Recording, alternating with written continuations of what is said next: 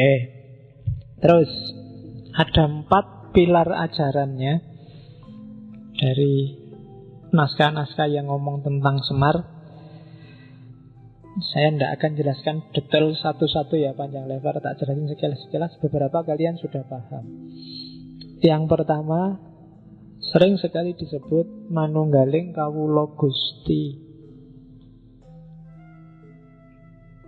Hakikatnya saya sebut itu setara karena konsepnya mirip dengan ittihad, hulul, wahdatul wujud, fana dan baqo.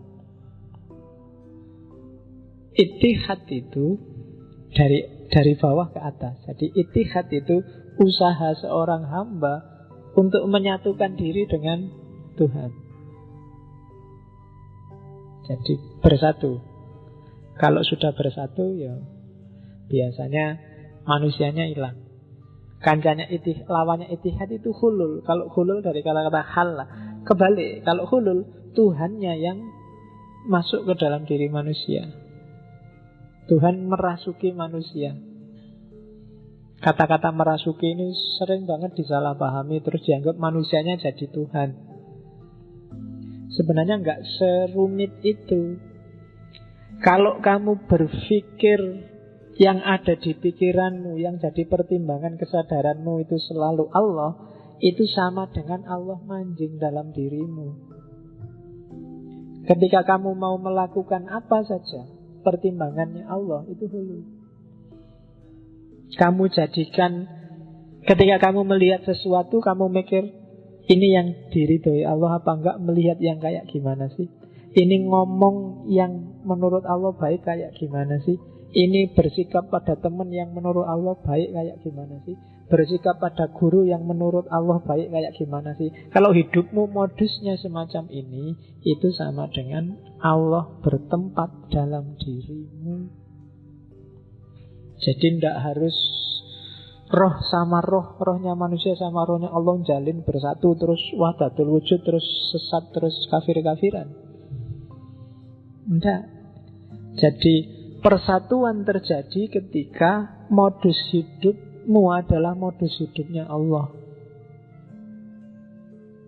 Berarti kamu sekarang sudah jadi manusia Allah, manusia langit. Karena orientasimu selalu ke atas. Nah itu gampang-gampangannya itu. Dan orang yang bisa menghayati kehadiran Allah dalam hidupnya ini, bisa kamu sadari, kamu hayati, itu rasanya nikmat luar biasa. Itu yang bikin para sufi sering tidak mau kembali dari wilayah ini. Kadang-kadang terus ngomyang disebut satohat. Aku jatuh cinta sama Allah, indahnya dekat sama Allah. Karena dia merasakan sendiri Allah hadir dalam hidupnya. Oke, yang semacam itu namanya manunggaling kawula Gusti. Kita ini hamba. Manunggal dengan Tuhan kita berarti apa? Lenyapkan kepentinganmu, yang kamu bunyikan kepentingan majikanmu. Buruh itu kan, kalau mungkin kamu pokoknya analoginya juragan sama buruh. Yang ada di pikirannya buruh itu kan selalu kepentingannya juragan. Kalau buruh itu masa apa ya enaknya hari ini, itu kan tidak mikir kesenanganku apa, tapi kesenangannya juraganku. Juraganku sukanya aku bersihin kamar jam berapa, juraganku sukanya menoto kasure kayak gimana, juraganku sukanya dan seterusnya. Yang ada di pikirannya hanya kepentingan majikannya. Kondisi semacam ini disebut manunggaling kawula Gusti. Jadi modenya semacam itu. Ya kalau itu kepemimpinan berarti jangan khawatir. Kalau kamu abdikan hidupmu pada Allah, sebaliknya Allah nanti yang memperhatikan hidupmu. Kamu gak usah khawatir nanti saya makan apa, jangan-jangan kakean sholat nanti saya ndak sempat kawin, Pak. Kakean poso nanti saya ndak sempat kerja, Pak. Kalau kamu abdikan hidupmu untuk Allah, jangan khawatir, Allah yang ngopeni hidupmu. Dan level ini jalan sedalam penghayatanmu. Kalau kamu ragu-ragu, Misalnya kamu hanya yakin mode ini 10%, ya Allah akan main di hidupmu 10%. Kalau kamu yakin mode ini 20%, ya mainnya Allah dalam hidupmu 20%. Kalau kamu memperhatikan kepentingannya Allah 20%, Allah memperhatikan kepentinganmu 20%. Manunggalnya semacam itu. Kalau kamu bisa 100% lebur, maka kamu jadi manusia langit, manusia Allah. Itu manunggaling kawula Gusti. Oke, itu kalau di kitab-kitab biasanya jelimet. Sebenarnya maknanya simpel. Pakai analogi tadi, juragan sama pembantu. Terus pilar yang kedua. Jadi ajaran yang pertama ngajarin kita bahwa persembahkan hidupmu secara total hanya untuk Allah. Manunggalkan hidupmu dengan Allah. Itu manunggaling kawula Gusti. Inna sholati wa nusuki wa mahyaya wa mamati lillahi rabbil alamin. Persembahkan hidupmu, ibadahmu, hidup matimu hanya untuk Allah. Oke, yang kedua, jadi hiduplah dengan kesadaran manunggaling kawula Gusti. Kesadaran bahwa semua makom hidupmu itu adalah ibadah karena kamu sedang manunggal dengan Tuhan. Bahkan ada cerita Semar itu 100% hidupnya adalah sembahyang. Itu manifestasi dari inna sholati tadi. Jadi sembahyang, sholat itu tidak cuma di masjid kayak gini. Ketika kamu naik motor, ketika kamu belajar, ketika kamu sekolah, ketika kamu di kamar mandi, itu sebenarnya manifestasi persembahkan semua itu hanya untuk Allah. Kalau di fikih, semua aktivitas kita harus ibadah. Berarti dipersembahkan untuk Allah. Berarti modusnya adalah kamu carilah Allah ridho yang kayak gimana. Sehingga di situ terus positioningnya kamu harus cari ilmu biar ngerti mana yang diridhoi Allah, mana yang tidak. Putar-putarannya nanti di situ. Yang kedua, sadarilah sangkan paraning dumadi. Hakikat hidup ini dari mana dan mau kemana. Itu namanya sangkan paraning dumadi. Keberadaan manusia di dunia ini. Dunia ini namanya alam madya. Sebelum kita hidup sekarang ada alam purwa. Hidup yang akan datang namanya alam wusono. Jadi roh kita itu sebenarnya menempuh perjalanan yang sangat panjang. Hari ini kita ada di level perjalanan fase tengah-tengah. Karena sebelumnya ada, sesudah nanti ada. Maka di Jawa dikenal urip iku koyok wong mampir ngombe. Sekedar mampir sebentar terus melanjutkan perjalanan lagi. Jadi kayak kalian pulang kampung di tengah jalan mampir di warung. Nah itulah dunia. Jadi berarti dunia ini bukan asalmu, juga bukan tujuanmu. Jangan sampai kamu menjadikan dunia saat ini sebagai tujuan. Karena begitu kamu jadikan tujuan, kamu sedang keluar dari jalur sangkan paraning dumadi. Inna lillahi wa inna ilaihi roji'un. Itu kan dari Allah dan untuk Allah. Kita akan kembali ke sana. Jadi modelnya melingkar. Itu yang disebut sangkan paraning dumadi. Kita dari Allah dan akan kembali ke Allah.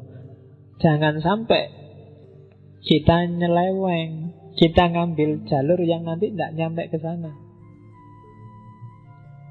Jadi perjalanan kita menuju ke sana hanya mampir ngombe, minum sebentar terus melanjutkan perjalanan lagi. Maka jangan terlalu diambil hati dunia ini.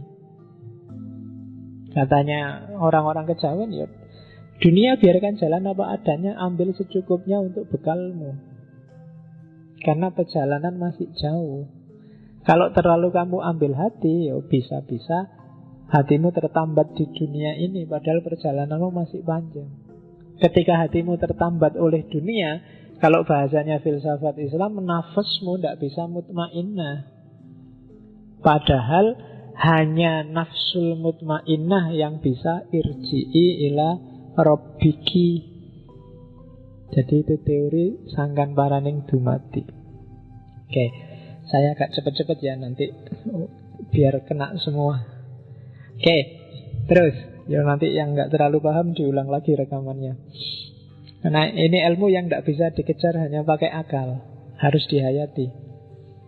Jadi dokumen yang tidak cukup dipahami, tapi harus direnungkan. Paham gampang. Di atas paham kamu harus bisa merenungkan. Setelah kepegang, direnungkan itu berarti dicari relevansimu dengan kehidupanmu sehari-hari. Kalau sudah ketemu hasil renungan, jalankan, implementasikan, lakukan itu. Dari situ kamu akan ketemu kemuliaan, pencerahan. Sama kayak Al-Quran. Al-Quran itu ya memang harus dibaca, tapi di atasnya baca ada dipahami. Cuma jangan sekedar dipahami. Kalau kamu pahami, jangan-jangan pemahamanmu berhenti di abad ke-6. Kamu renungkan. Direnungkan itu cari relevansinya sama hidupmu. Kalau sudah ketemu itu, berarti kamu sudah bisa ngambil petunjuk dari Al-Quran. Implementasikan. Sama kayak sastra-sastra Jawa. Ilmu kayak gini kan kalau di Jawa sering disebut sastra cetha. Atau sastra cetha itu sastra yang tidak ada tulisannya. Kamu membacanya harus lewat realitas kehidupan sehari-hari. Sering disebut sastra Jendra Hayuningrat.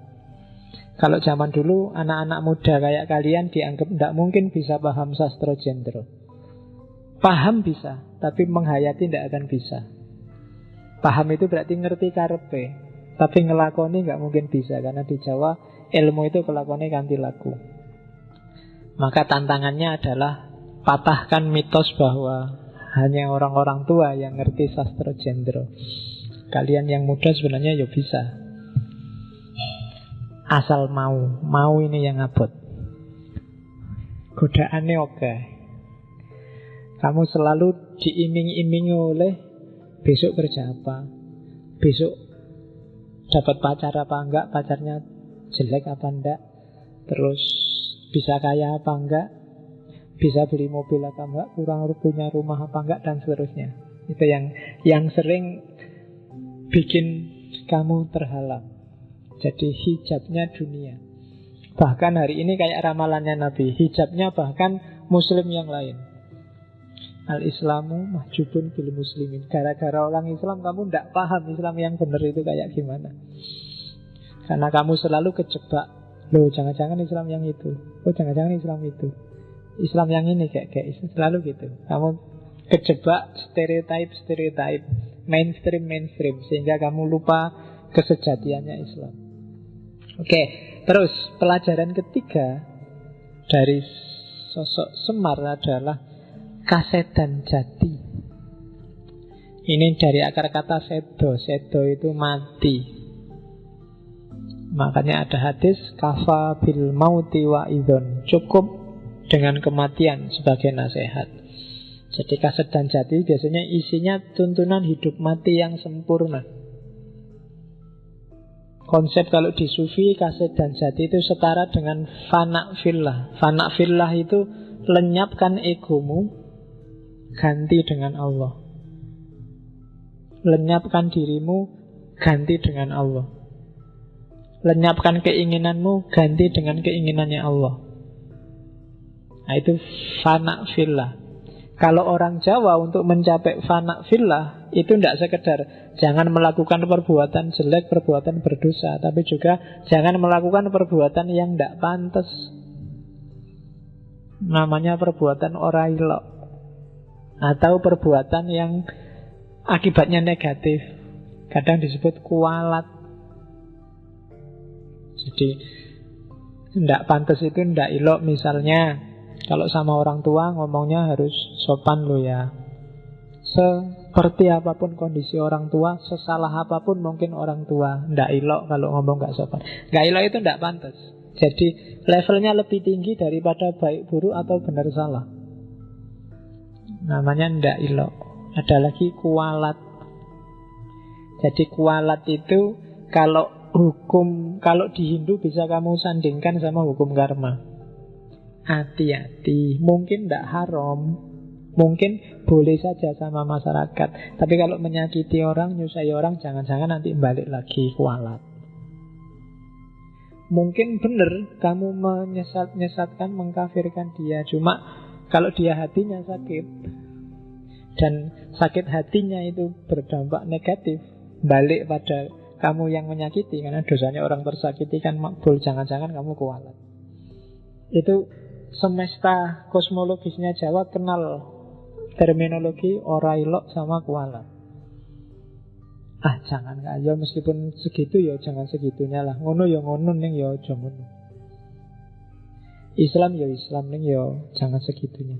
Itu kenapa kuatir kualat.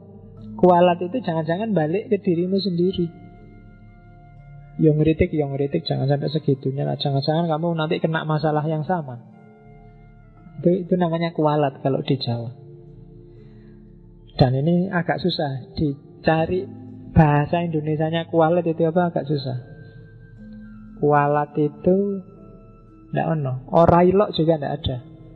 Tidak pantas sebenarnya, itu agak serampangan. Tidak ilok itu tidak selalu pas dengan tidak pantas, tapi tidak ilok. Di luar Jawa saya nggak tahu ada apa enggak. Tidak ilok sama kualat. Kalau kualat mungkin sudah di bahasa Indonesia kan. Tapi sebenarnya konsepnya mungkin agak jejer sama kalau di Hindu ada karma, buah perbuatan. Yang keempat ada pelajaran. Itu nulisnya pelajaran, maksudnya pilar ajaran ya. Mocornya aja disambung. Tadi pelajaran. Itu maksudnya pilar ajaran. Kalau di Indonesia terus jadi pelajaran. Cuma kalau kamu salah moco jadi pel. Terus yang keempat, memayu hayuning bawono. Istilah yang paling sering kamu dengar hari-hari ini dari Sultan Hamengkubuwono. Buwono apa bawono kan gitu, terus kamu gegeran. Di nas-nas Jawa itu memayu hayuning bawono. Jadi memayu hayuning bawono itu memperindah keindahan dunia. Itu kan agak unik terminologinya. Sudah indah kok diperindah lagi. Maksudnya apa? Memberi makna hidup. Hidup ini sudah bermakna, sudah indah. Berilah makna yang indah.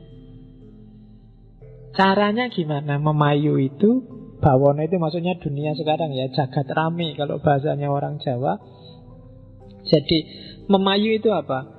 Tanamkan kebaikan, nanti dia akan tumbuh kebaikan juga. Ini logikanya petani. Kalau kamu nanam yang baik, hasilnya juga baik. Dunia ini sudah cantik, tapi kalau kamu tidak cantik, kecantikannya akan rusak.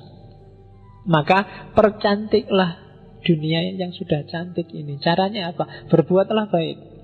Kalau kamu berbuat baik, dunia ini akan semakin cantik. Karena buah perbuatan baikmu adalah kebaikan juga. Itu makna aktifnya. Makna pasifnya apa? Kekanglah egomu, kekanglah hawa nafsumu, kontrollah dia biar tidak ngerusak dunia. Karena yang ngerusak dunia itu biasanya ya nafsu, hasrat, ambisi. Jadi memayu hayuning bawono, tanamkan kebaikan, kontrollah nafsu. Jalannya gimana? Ikro, bacalah realitas. Kalau di Jawa, membaca realitas itu lahir terminologi namanya ilmu titen. Alam semesta ini ada hukumnya. Untuk kita ngerti yang baik mana, yang buruk mana, titeni. Ilmu titen itu ilmu ingat-ingat. Bacalah sunatullah. Sunatullah ini enggak berubah, maka ingat-ingatlah. Kalau kamu malas, ya nanti tidak sukses, kamu akan bodoh. Kalau kamu tekun, rajin, kamu akan pinter. Ini ilmu titen.